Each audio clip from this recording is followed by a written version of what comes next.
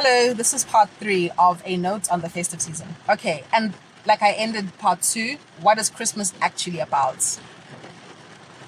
You know, it's every year I sit and think to myself, oh my God, what would Jesus actually think about this time of the year that is apparently supposed to be a celebration of his birth? That's what it's supposed to be about, right? And yet, the very freedom that he came to give to human beings, to liberate them from conditionings, from social paradigms, from worldviews, which undermined their basic humanity, that same freedom is exactly the opposite of what we are imposing on ourselves at this time of the year. If we're going to be spending money that we don't have, if we're going to be denying our bodies, our minds, our souls, the rest that they sorely need from a whole year of the grind, and if we're going to be spending time with people, whether it's family members or friends or whoever, who we really don't vibe with and who we just feel obliged to be with and who we are with based on superficial interactions which don't get to the crux of who we are. You know, it's the most ironic thing because that's what Jesus was all about. It was all about getting to the crux of people. Why was he able to cast demons out of people? It's because he was able to get to the crux of who a person is as a spiritual being, as a consciousness being. And he made it very clear that whatever you think in your mind, you might as well have done it in the physical reality, right? So let's think about that. In your physical mind, you're justifying things that undermine your humanity, they undermine your well-being. The consequences of those things are not for your long-term good, right?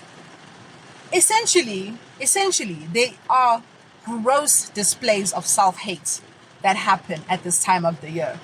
You know, and for anyone who claims to be a follower of Christ, whether you call yourself a Christian or you call yourself a Gnostic or someone who believes in the Christ consciousness, whatever, if you identify with Yeshua, Jesus, the carpenter's son from Nazareth, who was born in Bethlehem, if you identify with him in any way, and you are submitting yourself to a culture and a system which undermines your value as a human being in any way, I think you need to rethink.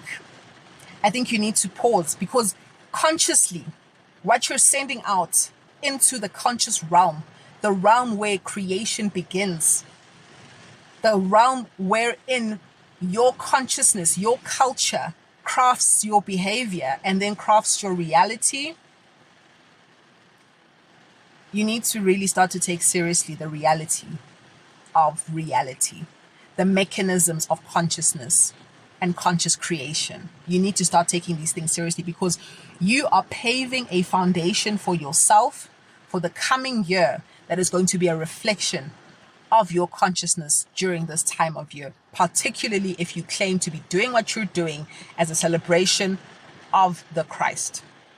These things are deep. These things are serious. And, you know, one of the reasons why we don't talk about these things is because we're socialized by the powers that be who suck the life force out of humans, who live off your distress. Okay, this is a whole other story. But I talked about it, about loosh harvesting. You know, you're submitting yourself to the same consciousness that Christ came here to eradicate. Essentially, in a nutshell, that's what's going on. Okay, so I really think, you know, let's be kind to ourselves, guys. Even if you're not a Christian, you don't believe in Christ, you're not part of that vibe. If you do participate in this whole festive season thing, be kind to yourself. If by ngempela you are for real, it's fantastic. It's great to be doing what you're doing, and it doesn't leave you financially depleted. You have a very supportive family and friend group, and you know you all pitch in, and it's fantastic. It's good vibes. You get time to rest and sleep and be out in nature and recuperate from the year. If you can do all those things, then perfection. You are free. You are free. Okay.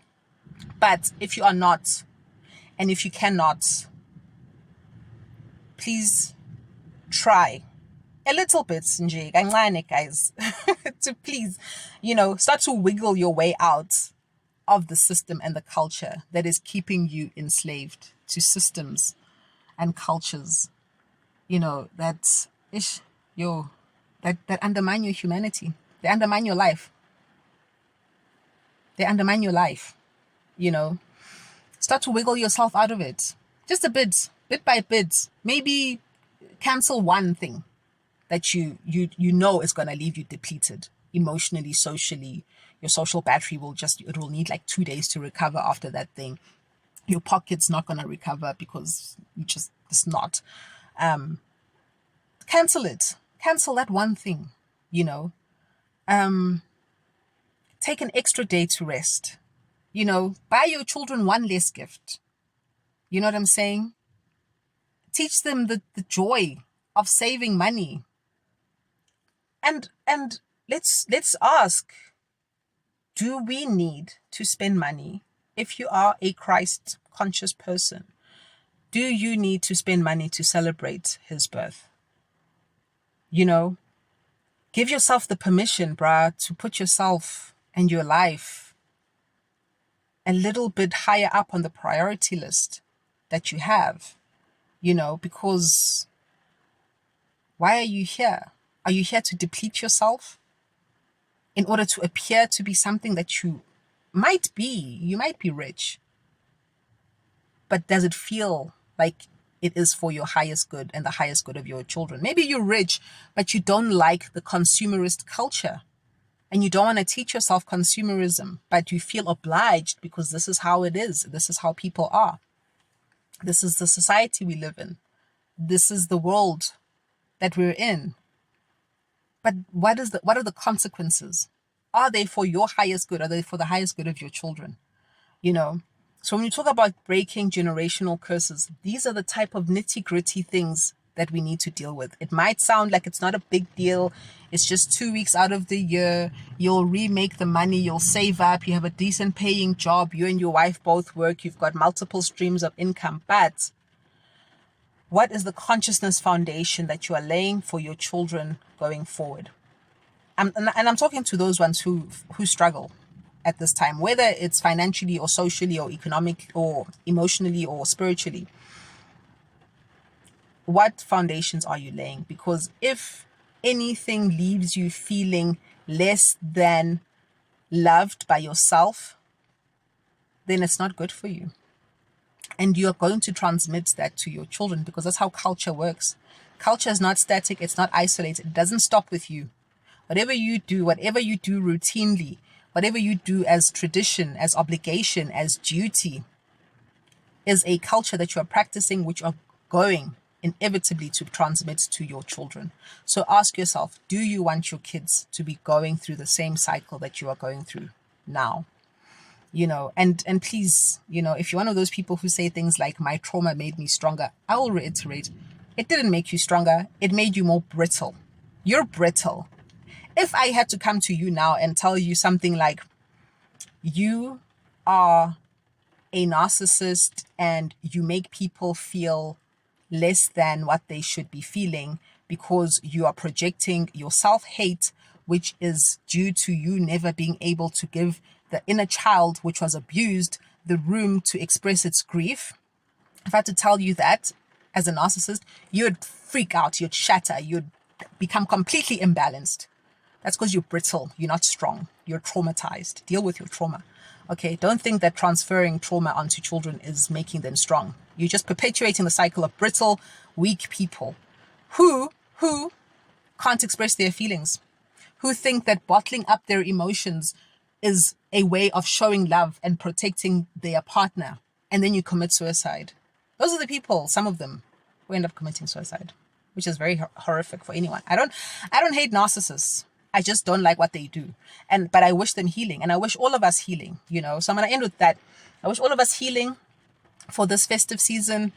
Let's embrace the healing that the Christ came to bring.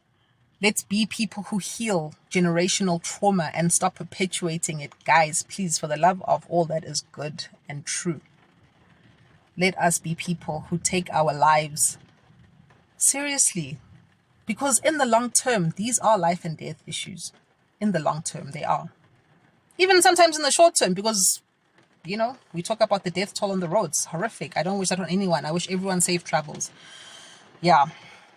Peace.